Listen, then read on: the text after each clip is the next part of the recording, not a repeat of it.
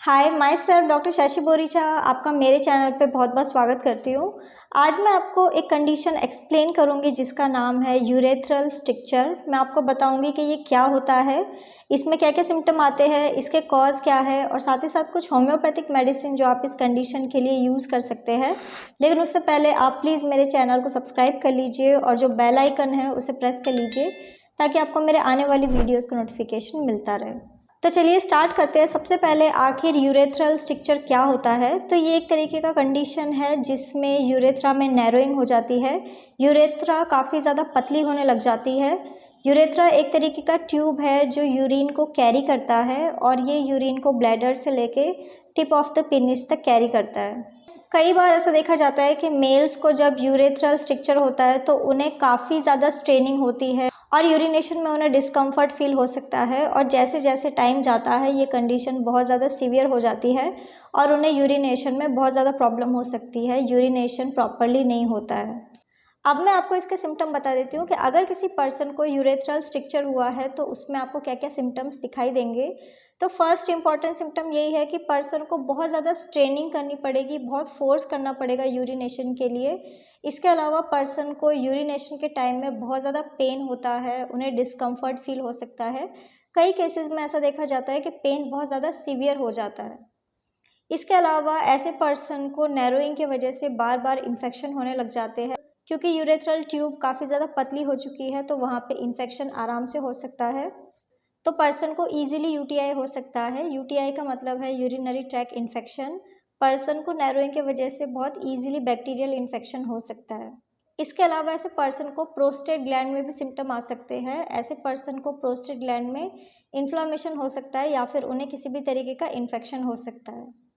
कई सारे पेशेंट्स ऐसे होते हैं जिनको ये कंडीशन बहुत ज़्यादा सीवियर हो जाती है और उन्हें यूरिनेशन बिल्कुल बंद हो जाता है। तो ऐसे पर्सन में यूरिनरी रिटेंशन देखा जाता है, उनकी बॉडी में यूरिन जमा होने लग जाता है, फ्लूइड बढ़ने लग जाता है जिसके वजह से उन्हें हाइड्रोनेफ्रोसिस की कंप्लेन हो सकती है। इसमें ऐसा देखा जाता है कि पर्सन को फ्लूइड किडनी में जमा होने लग जाता है और उन्हें कई सारे सिम्टम आ सकते हैं। ये एक लाइफ थ्रेटनिंग कंडीशन भी हो सकती है। इसके अलावा कई सारे सीवियर केसेस में ऐसा देखा जाता है कि पर्सन को प्रोस्टेट ग्लैंड में सिम्टम आ सकते हैं, उन्हें प्रोस्टेट में इन्फेक्शन या फिर इन्फ्लामेशन हो सकता है, प्रोस्टेट का साइज भी बढ़ सकता है। इसके अलावा पर्सन को बार बार यूरिनरी ट्रैक इन्फेक्शन होने लग जाता है। अब मैं आपको इसका कॉज बता देती हूँ कि आखिर क्या रीज़न है किसी पर्सन को यूरेथ्रल स्ट्रिक्चर होने का। तो इसका सबसे इम्पॉर्टेंट कॉज है क्रॉनिक इन्फ्लामेशन या फिर किसी पर्सन को इंजरी हो चुकी है। रिपीटेड इंजरी, बार बार चोट लगने की वजह से पर्सन को ये कंडीशन हो सकती है। इसके अलावा अगर किसी पर्सन को पीनिस या फिर स्क्रॉटम में इंजरी हुई है तो उन्हें भी ये कंडीशन हो सकती है। इसके अलावा इन्फेक्शन भी काफ़ी ज़्यादा रिस्पॉन्सिबल है। अगर किसी पर्सन को सेक्शुअली ट्रांसमिटेड इन्फेक्शन हुआ है, किसी सेक्सुअल एक्टिविटी के बाद अगर किसी पर्सन को कोई इन्फेक्शन हो रहा है तो ऐसे लोगों को भी यूरेथ्रल स्ट्रिक्चर होने के चांसेस काफ़ी ज़्यादा बढ़ जाते हैं।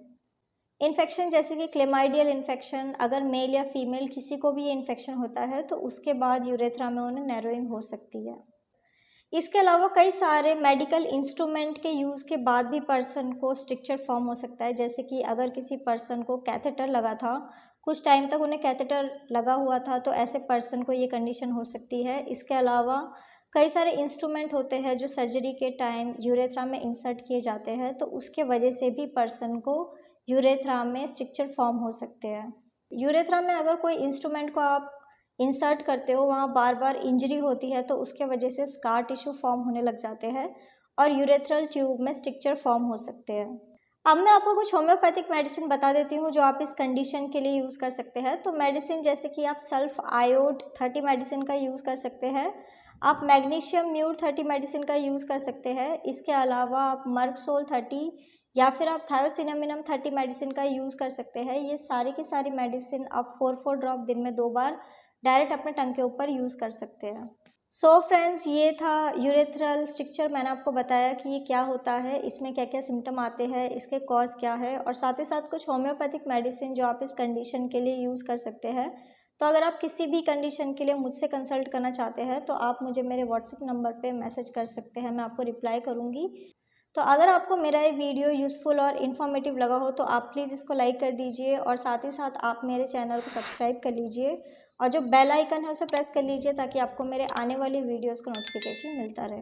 तो आज के लिए बस इतना ही। Thank you.